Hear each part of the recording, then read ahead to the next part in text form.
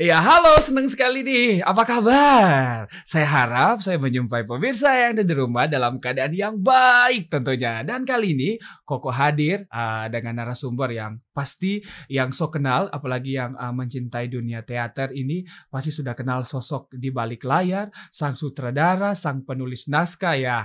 Dan kali ini yang belum kenal, torang mau kenalan karena torang ada di podcast Baku Muka. Siapa dia? Langsung torang sapa. Ini saya menyapa dengan Bang Erik Dajo. Halo Bang, apa kabar? Baik. Baik. Apa kabar? Baik juga. Baik ya, sama-sama. Kelihatan ya. Kelihatan dari postur badannya yang sehat ya. Sehat bugar nih Bang. Iya. Nah, Bang Erik, bagaimana kemudian Bang Erik bisa memberikan perbandingan nih? Saya ingin cari tahu nih sesuai dengan topik yang saya angkat di acara podcast saya ini mengenai yang namanya geliat teater nih. Bang Erik juga sempat mencicipi juga seni teater yang ada di ibu kota sana di Jakarta. Bagaimana kemudian melihat perbandingannya antara ibu kota dan juga kota Manado nih, Ya, Bang Erik? saat ini teater di kota Manado itu sangat maju. Sangat maju. Bahkan kalau saya bilang hampir setara dengan apa yang bertumbuh di Jakarta. Artinya kemampuan, skill yang mereka miliki, ya, seni peran, ya, kemampuan mereka menguasai peran, mereka menulis naskah, mereka menggarap sebuah pertunjukan, ya, yang barangkali masih kurang, ya, itu hal-hal yang sifatnya teknis. Dan kalau teknis itu tidak jadi soal. Tapi kalau bicara bakat, ya, bakat misalnya seni perannya, kemampuan dia untuk memainkan satu peran, mereka sangat mumpuni, sangat bagus. Ya, sangat bagus. Nah, kalau tadi Bang Erik bilang sangat banyak di Kota Manado. Banyaknya apa? Dari keanggotaannya atau dari banyaknya seni-seni sanggar peran yang kemudian ada dan berdiri sampai saat itu seperti apa? Beberapa tahun saya di sini, ya, belakangan ini, saya jumpai bahwa komunitas seni teater, ya, itu bertumbuh dengan begitu pesat. Banyak sekali. Sekarang kalau ada festival, baru-baru misalnya ada festival yang dilakukan oleh gereja. Iya. PSR. Iya. Pesta Seni Remaja. Gitu. Betul. Itu yang ikut luar biasa. Banyak sekali. Dan dari berbagai tempat. Bukan cuma terpusat di Kota Manado. Bukan hanya dari Bitung. Ya, bukan hanya dari tempat kota-kota besar gitu ya. Betul. Tapi sampai dari gunung-gunung, dari desa-desa, itu menunjukkan bahwa animo terhadap teater tumbuh dengan baik. Ya, orang punya perhatian yang baik. Betul. Ya, yang dulu kita menganggap bahwa di desa orang tidak bertumbuh, orang cuma mengenal tonel zaman dulu ya, atau sandiwara atau apa. Sekarang sudah bertumbuh dan tidak kalah dengan apa yang kita jumpai di Kota Manado. Gitu. Wow, jadi keren ya. Proses yang mereka buat, hasil garapan mereka, kemasan mereka tidak kalah, gitu loh. Patut untuk kita perhitungkan lah ya. Nah, di situ saya menilai bahwa dalam 10 tahun terakhir, bahkan mungkin lebih, pertumbuhan teater di Sulawesi Utara luar biasa besar.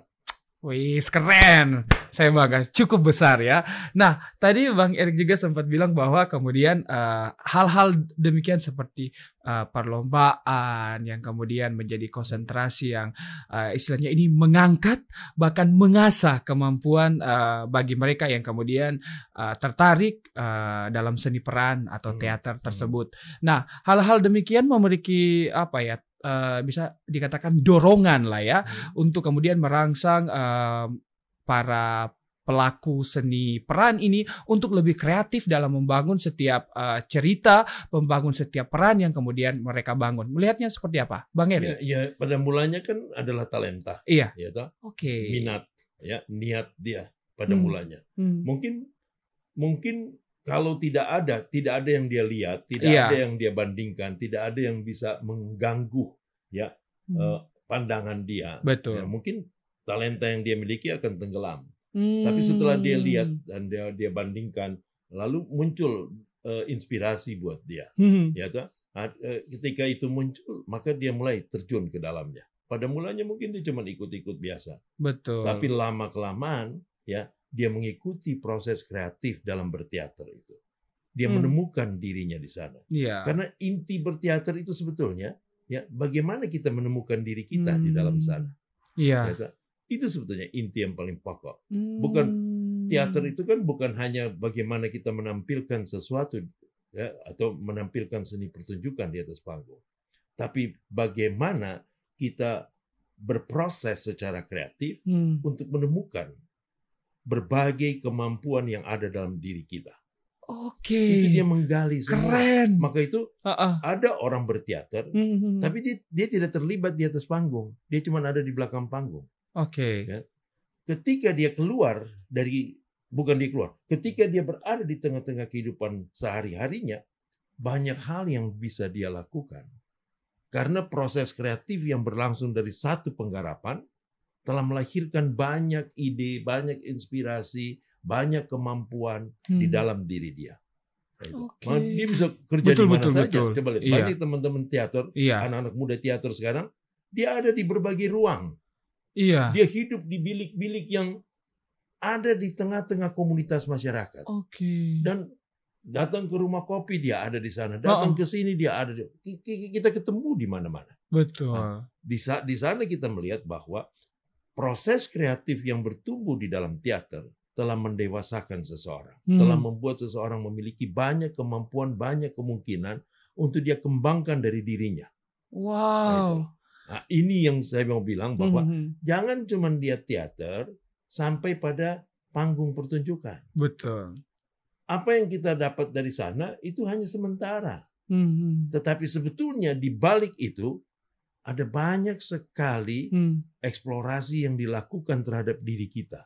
Kalau kita betul-betul mau memahami sebuah proses kreatif yang berlangsung di dalam berteater. Nah, ini penasarannya saya gini, Bang. Bagaimana kemudian, Bang Erik, kita nggak tahu nih kalau kita punya bakat, misalnya masih muda, nggak punya bakat untuk jadi terjun ke dunia seni peran, seni teater.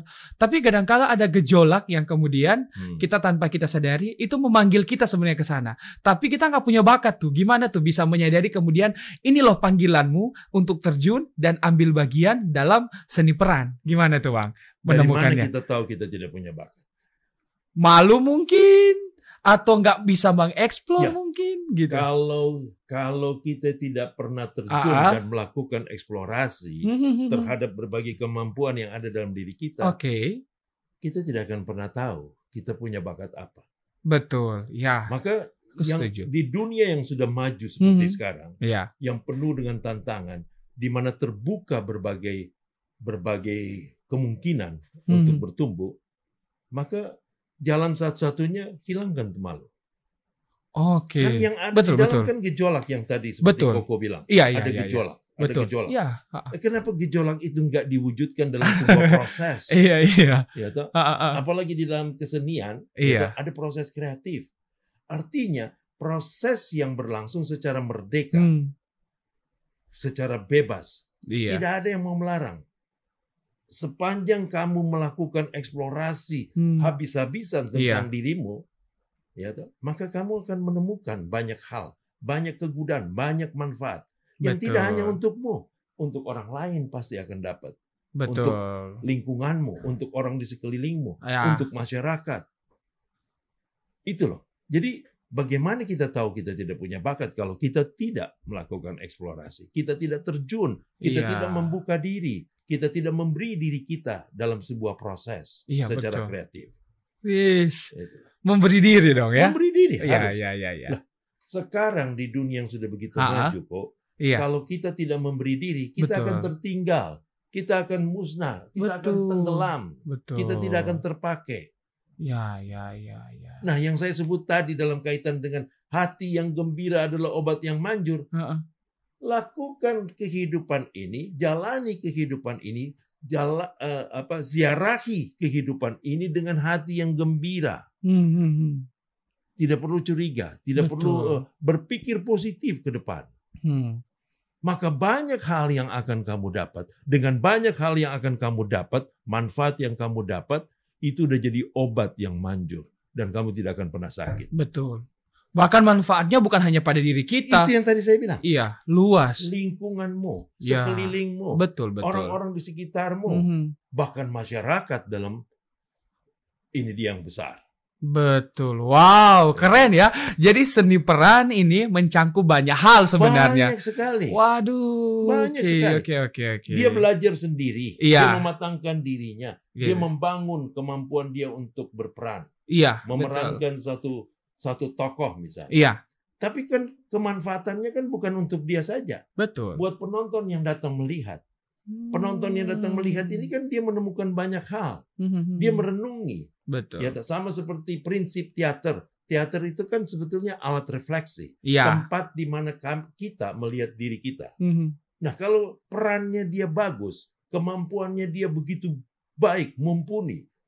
Bukankah itu dia mengirim pesan kepada orang untuk merefleksi dirinya, memberikan inspirasi kepada publik yang menonton. Ketika dia pulang, lahir banyak ide, lahir banyak renungan, lahir banyak pesan.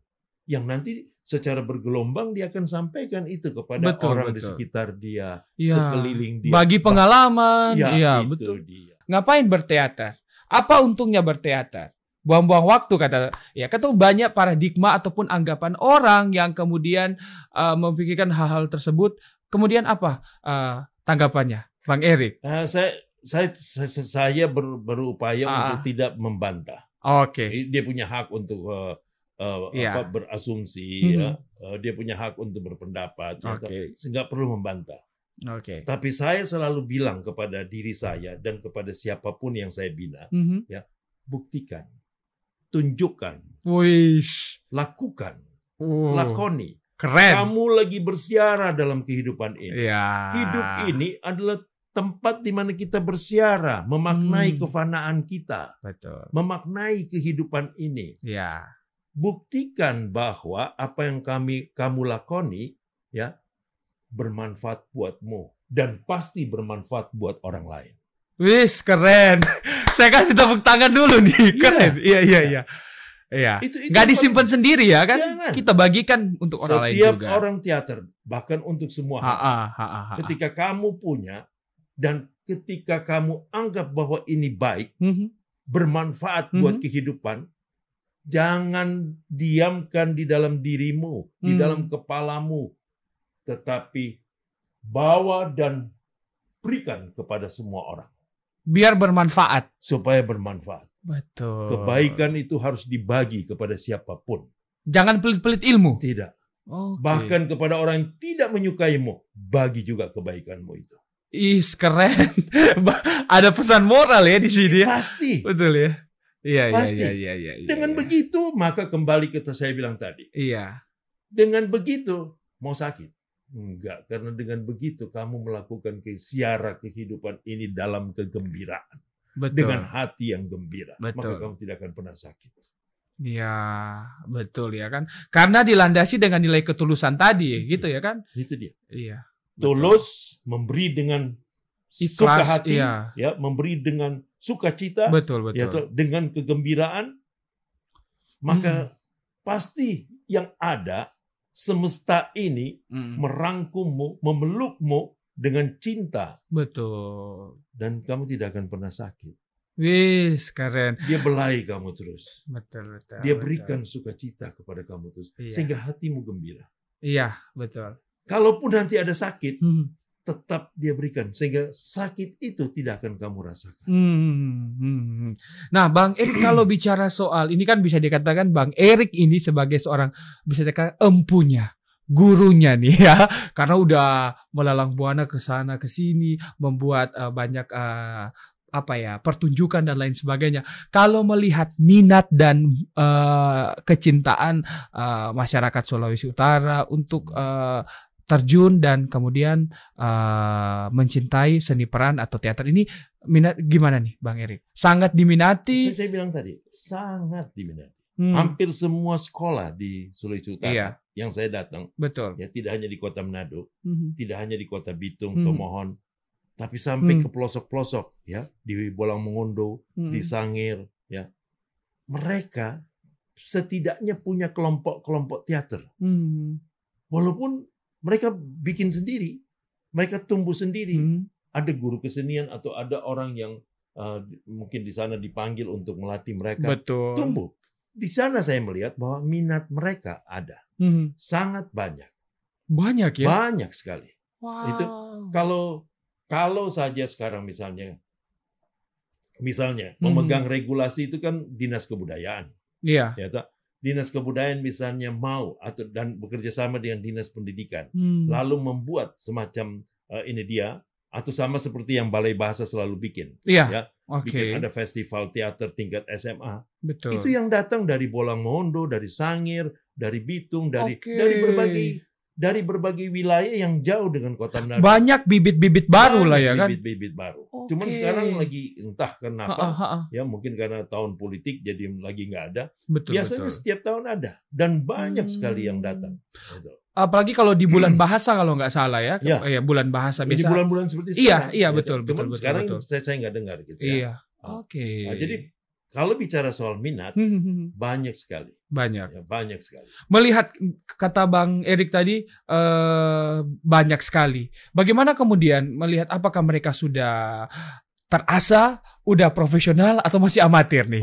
Gimana tuh Bang Erik? Memang profesional itu kan jam terbang. Jam terbang. Oke, itu pertama ya. Masa berproses ya. Tetapi bahwa di tahap awal di masa masih SMA ya. Anak-anak ini sudah diberikan pengenalan, diberikan penanaman, diberikan pendalaman, ya toh. Betul.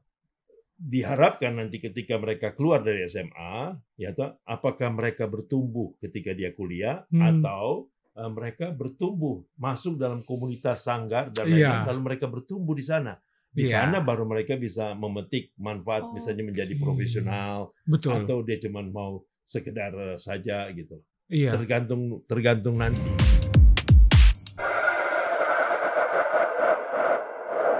Bagaimana kemudian Bang Erik bisa meyakinkan pemirsa saya ya di acara podcast Baku Muka ini bahwa kemudian menarik sekali kok ini seni peran, seni teater. Seberapa menariknya?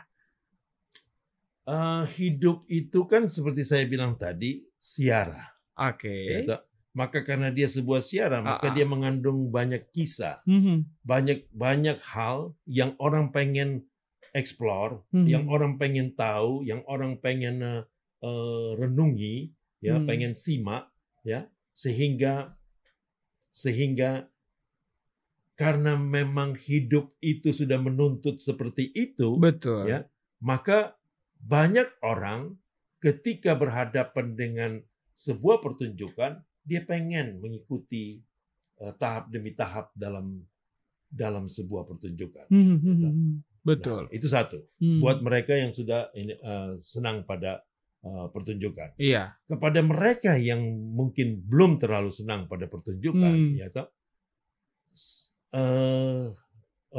mereka diperlukan sebetulnya, ya, bimbingan, ya, bimbingan untuk mendorong mereka menaruh minat kepada pertunjukan itu sendiri.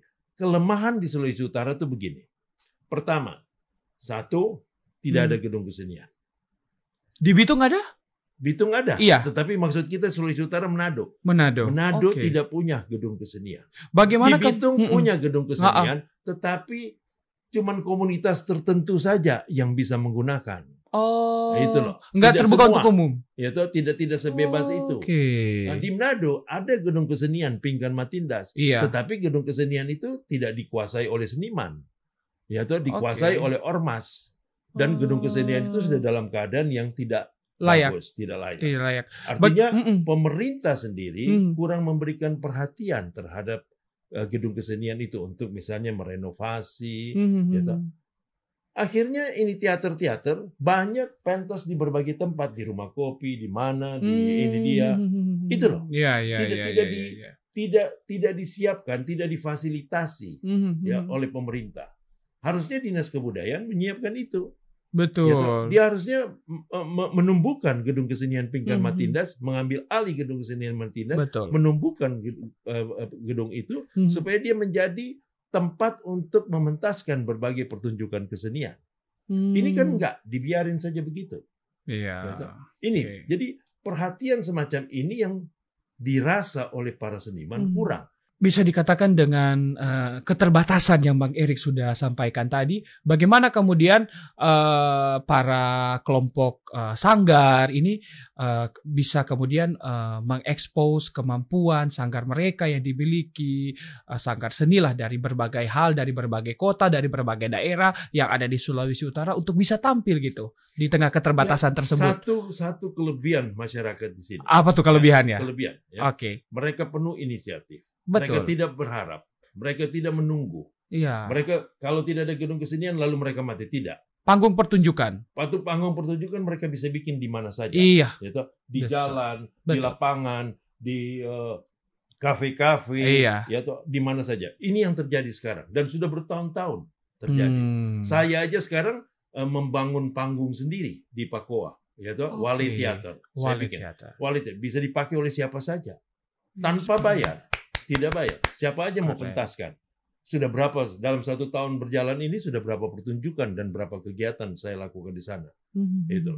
Jadi sebetulnya bersyukur bahwa masyarakat kita ini, komunitas-komunitas kesenian kita, seniman-seniman sini adalah seniman-seniman yang penuh inisiatif, tidak berharap, tidak menunggu.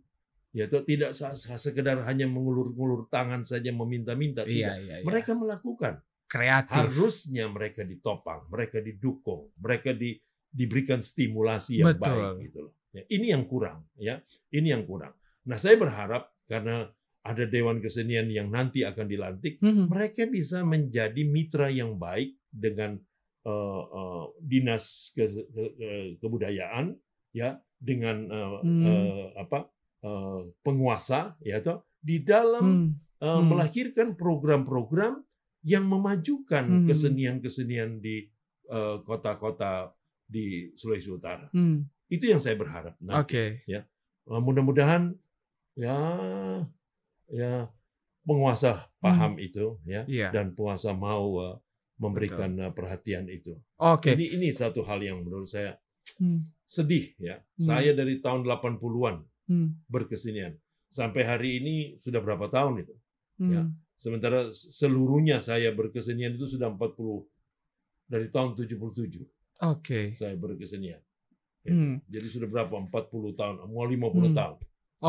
Nah, Bang Erik, kita sudah sedikit tahu nih gambaran geliat teater di Sulawesi Utara meski dalam tengah keterbatasan tetap terus menggeliat lah untuk melakukan pementasan di mana saja tempatnya. Bang Erik, ini saya mau cerita tahu nih latar belakang Bang Erik kemudian kenapa terjun di dunia seni menjadi seorang sutradara dan sebagainya. Apa sih? Memang punya jiwa seni dari orang tua dulu yang kemudian mengalir nih akhirnya Bang Erik meneruskan atau memang sudah panggilan alam nih untuk ada di dunia seni terlebih khusus teater dan juga sebagai sutradara penulis naskah. Bang Erik. Opa saya itu M.R. Dayo. M.R. Dayo itu adalah seorang sastrawan angkatan Pujangga Baru. Ya. Nah, itu tahun-tahun 30-an. Nah, tetapi sebenarnya itu hanya garis ini dia saja. Saya tahun 70-an itu bekerja sebagai wartawan. Nah, karena bekerja sebagai wartawan, yaitu harus menulis laporan dan segala macam untuk diberitakan, ya.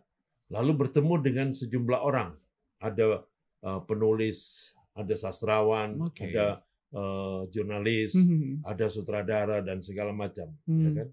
Nah, di sana terjadi dialog demi dialog, ya kan.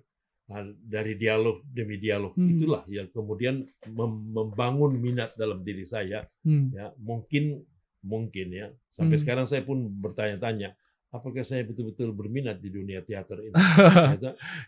Mungkin itu ada, saya belum bisa ini dia, tapi setelah melihat sekian puluh tahun saya berkecimpung di dunia teater, pasti itu saya punya gerakan sukma di dalam, ya, yang ini dia pada dunia teater. Jadi ketika itu saya bertemu dengan beberapa nama besar, ada sastrawan seperti Gerson Poik, ya. Lalu kemudian di dunia teater bertemulah saya dengan almarhum Teguh Karya, ya, yang kemudian dia punya sanggar, dia ajak saya ikut dalam sanggar itu dan saya bertumbuh dan kemudian saya menjadi aktor, menjadi sutradara, menjadi penulis skenario, lalu datang ke Sulawesi Utara, ya, dan lain-lain dan lain-lain. Seperti itulah perjalanan saya ya. Sampai sekarang sudah 46-47 tahun di dunia ini. 46 tahun, karya apa saja dari seorang Abang Erik? Banyak sekali dan saya tidak. Yang paling fenomenal deh, spill dong. Yang pernah, yang sangat dikenal oleh masyarakat Sulawesi Utara, ya, itu Lelak. Lelak itu adalah sebuah karya yang kemudian pada tahun 86 dipentaskan dalam Pekan Teater Nasional dan dia memenangkan ini di sana. Dan kemudian sejak itu Lelak itu dibawa kemana-mana, pernah dipentaskan di Padang, pernah dipentaskan oleh orang Padang, oleh orang dipentaskan. Ceritanya apa, Bang? Lelak itu sebenarnya cerita tentang kekuasaan. Ya, perebutan kekuasaan di zaman Malesung, Minahasa kuno. Oke. Jadi Lelak itu nama dari sebetulnya sebutan, ya, sebutan kepada orang yang nakal. Jadi Lelak. Orang yang nakal dalam bahasa Tontemboan itu disebut palelaan. Ya, palelaan itu bahasa Tontemboan. Dari kata lelak. Gitu. Nah, lalu saya bikin itu jadi nama orang. Jadi orang yang suka memberontak, orang yang suka protes, orang yang suka tidak seperti itu, ya, yang kritis, dia dinamakan lelak, gitu, Lelak, gitu. Okay. Nah, lalu dia melakukan protes karena pada masa itu, ya, ada semacam sebentuk penekanan terhadap masyarakat banyak yang disebut masyarakat Pasiawan Telu, ya. Nah, Lelak ada salah satu bagian di situ oleh kelompok Makarwasiau dan Makatelu Pitu. Gitu.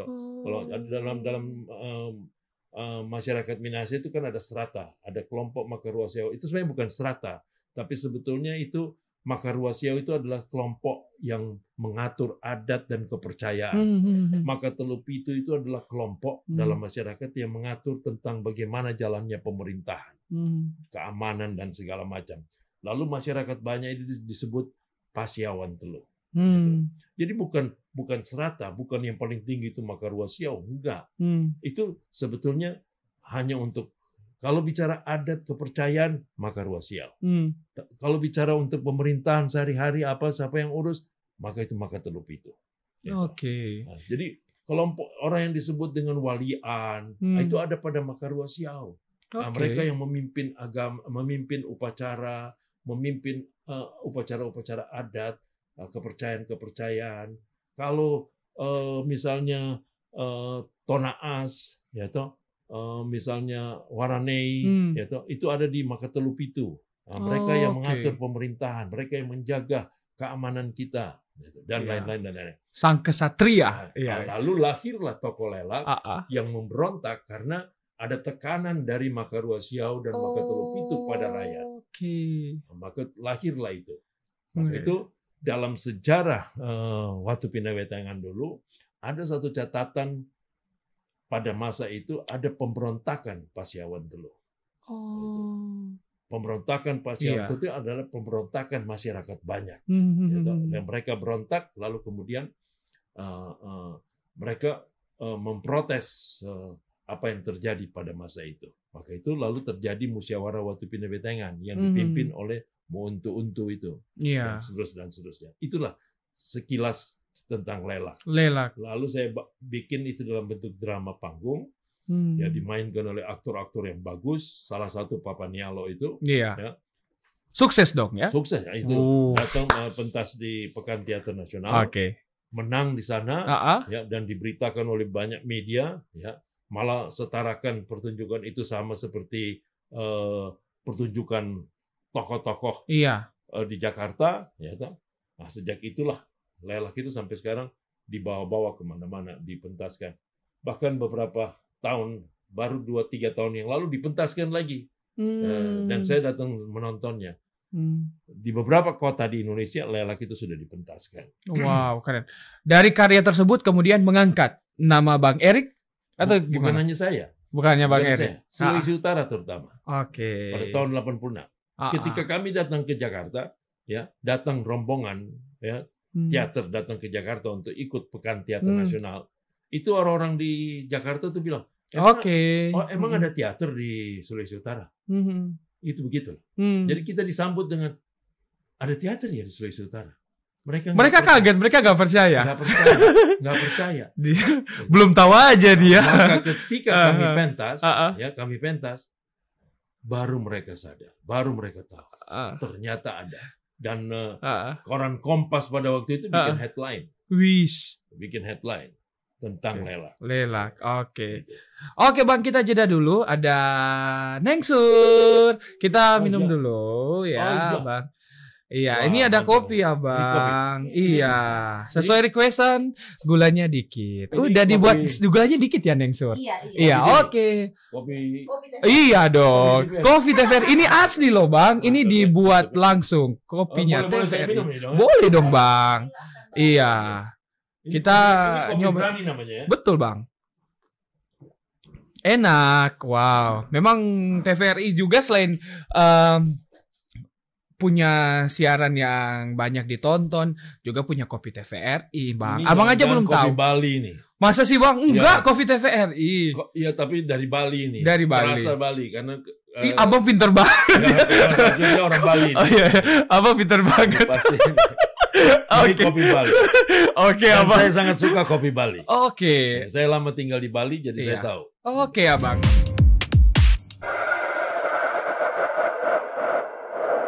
Abang, aku sambil ngopi dikit, saya minta pendapat nih mengenai pernyataan dari teman Abang nih di sebuah artikel. Dia ngomong gini, jejak teater modern di Manado, Erik Dayo ini pelopor dan dari pertunjukan teater yang ada. Tanggapannya gimana? Itu kan tulisannya Iver Dixon. Iya, dari sahabat Abang. Melihatnya gimana, Bang? Buat saya, ya oke saja lah ya. Oke. Pelopor loh Bang. Mereka menganggap pelopor barangkali ya. Iya. Saya tidak penting apapun sebutannya.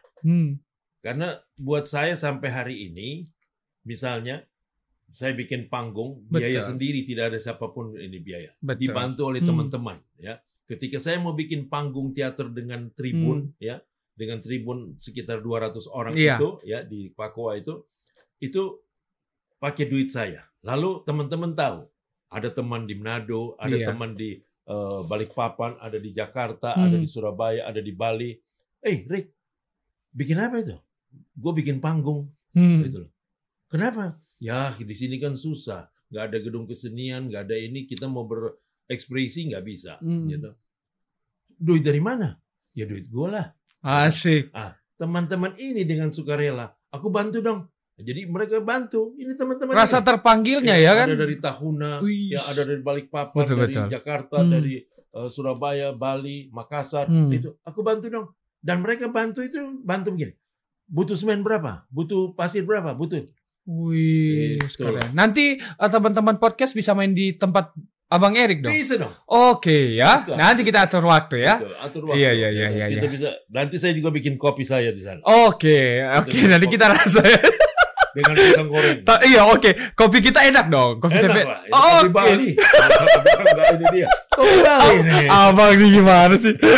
Oke Bang, saya minta lagi tanggapan nih Bang. Kendati teater modern di Manado telah memiliki akar dari kurun waktu yang cukup lama, tetap harus menyebut Erik Dayo ini sebagai sosok yang memberi roh pada pertumbuhannya. Gimana? Berarti kuat banget dong Bang pengaruhnya nih Bang. Enggak, itu IP. Gimana tuh? Itu harus ada tanggapan dari Abang. Gimana tuh artikel demikian? Iya harus dong. Itu kan penilaian orang. Iya. Saya udah bilang tadi. Saya melakukan karena memang saya mau melakukannya. Dan karena saya anggap apa yang saya lakukan ini bermanfaat buat banyak orang. Iya. Itulah. Nggak ada pikiran mau jadi roh, mau jadi pelopor, mau jadi nggak ada. Udah biarin aja lah. Nothing tulus aja Bang. Nothing tulus. Oke. Gitu. Ketika kamu punya pamrih, maka semua yang kamu buat sia-sia. Oke. Hindari pamrih.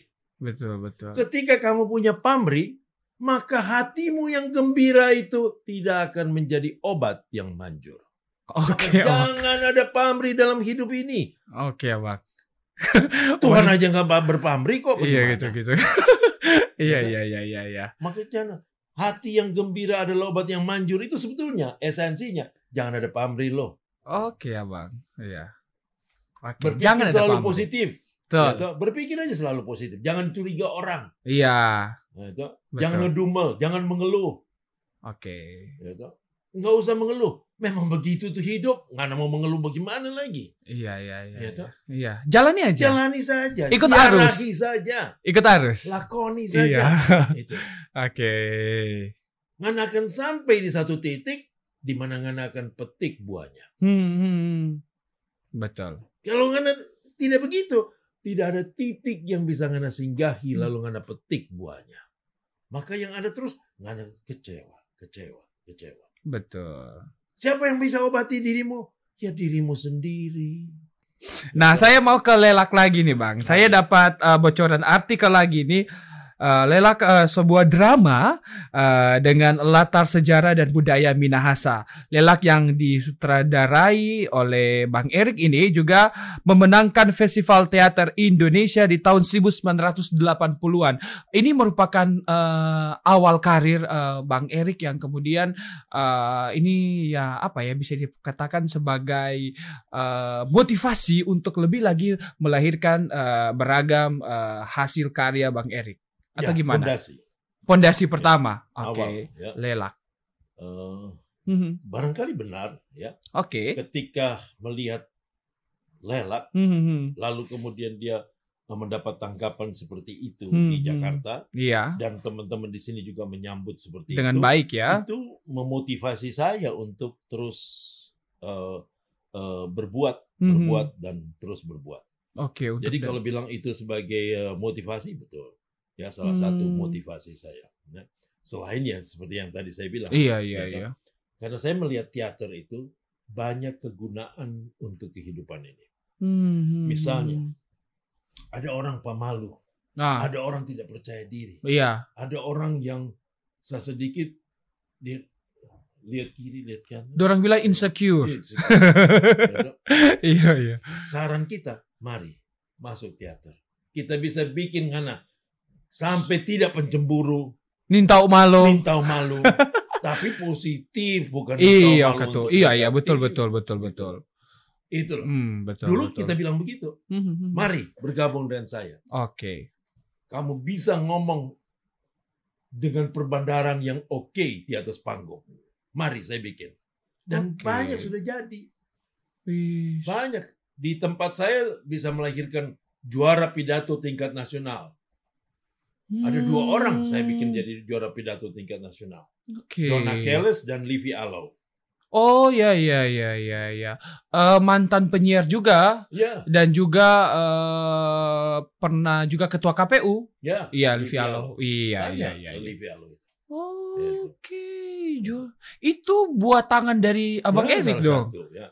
Oke, ya. Nah, jadi banyak teater bisa melakukan banyak hal, bisa merubah dirimu menjadi sesuatu yang nikmat atau enak dilihat. Dari nothing jadi something. Ya. Wis. Oke ya. Dari nothing menjadi something. Berarti kan nothing ke something dia jadi berisi. Betul. Bukan hanya something tapi berisi. Penuh dengan pendalaman. Betul ya. Yang bisa dikatakan punya nilai jual lah ya kan? Iya. Tidak malu-maluin. Betul. Jadi nintau malu itu orang bukan yang negatif. Iya. Yang konotasi negatif, tapi yang konotasi positif. Betul. Oke, dan itu sudah Abang lakukan ya. Saya bangga. Saya bukan bilang saya sudah lakukan, tapi itulah hasil kerja, hasil proses saya sekian lama. Ya, banyak teman-teman yang sudah jadi, banyak yang bingung datang ketemu saya di Jakarta misalnya, nggak tahu mau kerja apa dan lain-lain. Terus apa yang kamu bisa? Nggak tahu juga. Ikut saya.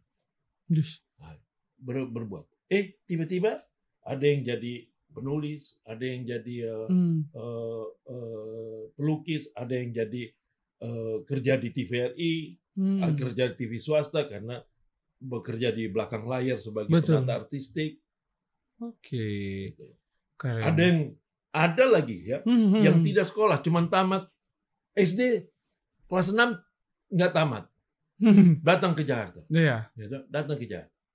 Belajar, ikut saya belajar, jadi editor. Oke. Editor. Betul. Jadi penata lighting. Oke. Padahal secara pendidikan rendah, suruh sekolah lagi, nggak mau. Oke. Nah, tapi kemana kita pergi, pentas apa dan lain-lain, dia ikut. Kalau kita lagi ngedit bahan habis syuting, dia liatin aja. Oke. Nah, belajar deh kamu. Secara pendidikan yang formal tidak selesai, namun universitas kehidupan mengajarkan banyak hal. Itu dia. Oke, ini yang. Dan sekarang mereka sudah hidup baik-baik dan. Betul. Nah, jadi itu teater, itu komunitas yang saya bangun dari Jakarta ke sini.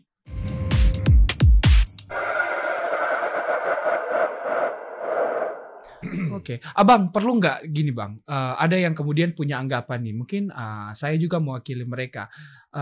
Kalau misalnya orang yang kemudian ingin terjun ke dunia teater, seni peran dan lain sebagainya itu harus punya sekolah dulu, gitu. Harus punya kursus dulu, atau bisa secara otodidak kemudian natural di depan kamera, natural saat berakting di pentas dan lain sebagainya. Bang Erik, gimana Bang? Ada dua jalan, satu sekolah. Oke. Ada banyak sekolah sekarang. Ada IKJ, ada ISI di Jogja, IKJ di Jakarta, ada ISBI di Bandung, ya toh. Dan ada banyak lagi di Padang juga ada ISI, ya. Akademi institut, di Bali juga ada, ya. Itu sekolah lewat jalur kita. Ada yang satu otodidak. Otodidak, iya, secara natural itu jadi terasa. Dia tahu bahwa dia punya bakat, kemampuan. Dia punya kemampuan. Ya. Betul. Dia punya talenta. Lalu dia kembangkan itu dari belajar pada kehidupan dalam ziarah hidup dia. Dia belajar di situ. Ada. Dia belajar di Google, dia belajar pada buku, dia belajar pada segala macam. Ada. Dan dua-dua itu sama baiknya. Sama baiknya. Sama baik. Dan bagaimana kemudian Bang seseorang dinyatakan, misalnya nih, saya ingin cari tahu nih, Abang kan udah tadi 46 tahun ya Bang. Bagaimana kemudian Abang, seseorang bisa mengatakan pentasnya berhasil, sukses itu gimana tuh Bang? Bisa dikatakan. Dari cerita yang bagus? Apa Bang? Publik yang akan menentukan. Bukan dirinya. Dia mau pakai cerita sebagus apapun. Kalau publik tidak bereaksi, semua biasa-biasa saja, ya mungkin belum berhasil. Dia harus melakukan lagi dan melakukan lagi. Jadi ukurannya pada publik. Iya. Penonton yang datang. Jadi keberhasilan itu seberapa jauh publik, seperti saya bilang tadi, publik menjadikan panggung pertunjukanmu sebagai alat refleksi. Melihat dirinya di panggung itu. Lalu setelah dia melihat dirinya, dia diprovokasi oleh berbagai pesan yang ada, renungan yang ada, yang akan merubah cara dia berpikir, yang akan merubah cara dia bertindak, yang akan merubah cara dia berkata-kata, bertutur, yang akan merubah cara dia hidup di tengah-tengah kehidupan bersama. Maka itu teater juga berfungsi sebagai edukasi. Alat edukasi, alat pendidikan, mendidik orang, mendidik pemain, mendidik orang yang menonton. Bahkan sebagai pengingat gitu ya kan. Dia kan dikirim ada stimulan dalam bentuk renungan-renungan, pesan-pesan yang diprovokasi oleh naskah dalam dialog. Betul. Ada kan seperti itu. Itu kan ditangkap oleh orang. Sama kita nonton film di bioskop atau di televisi. Gitu. Kan pesan-pesan itu dikirim. Menyerbu kita. Mungkin sekarang kita, apa itu? Dengan sinisme mungkin kita tolak gitu loh. Betul. Tapi besok, lusa, bulan depan, dia teringat kembali. Yang di TVRI itu ngomong, gila. Iya. Yeah. Gue banget. Gue banget. Gue, ya. Oke. Dia mulai. Iya. Dia mulai bimbang. Kayak relate ya dengan kehidupannya gitu. Itu oke. Itulah titik balik manusia dalam Oke. dalam manfaat dia melakukan siara pada kehidupan ini. Kalau karyamu tidak mendorong dia untuk melakukan titik balik, sia-sia. Oke. Sia-sia. Sia-sia ya. Kamu hanya berkarya untuk dirimu, tidak untuk orang lain. Betul. Dan hanya kamu nikmati sendiri. Oke. Abang, terakhir apa kemudian pesan Abang for dorang di rumah yang daboni torang pe acara ini yang so terjun di dunia seni peran, yang baru mau memulai, yang baru mau merintis. Abang pesan apa for dorang untuk lanjutkan. Kenapa? Karena siara hidup dalam kehidupan ini sebetulnya torang siara di atas panggung sandiwara. Asik. Real ya, panggung sandiwara itu real ya. Real. Oke. Mari kita perankan peran kita masing-masing dengan baik. Jangan saling menohok, jangan saling menjundangi, ya, jangan saling mematikan, jangan. Oke. Betul. Jangan jadi pengecut. Betul ada antagonis dan ada prota. Oke. Gitu. Tapi jangan juga mematikan orang lain. Berikan juga dia ruang. Karena kebaikan itu lebih bagus. Lebih menggembirakan hati. Oke. Bang Erik, makasih banyak nih sudah datang Pak kita acara podcast Baku Muka ya. Panjang lebar, ada banyak pesan moral yang kita dapat, ada banyak ilmu yang kita dapat, apalagi dari seni peran, terlebih khusus teater yang kemudian terus menggeliat ya. Karena bisa dikatakan Bang Erik sendiri menjadi pelopor. Begitu ya? Tamu bilang ya, pelopor. Iya, apa Mar kita mau pakai Abang Ivan Dixon tinungki pe kata-kata for mau tutup kita pe jumpa kali ini dengan pemirsa yang Soba Uni tapi acara podcast Baku Muka, semoga ini bisa menginspirasi for pemirsa di rumah untuk menjadi lebih baik, menjadi lebih berani, jangan usah takut-takut. Koko pamit, sampai jumpa di podcast berikutnya. Terima kasih.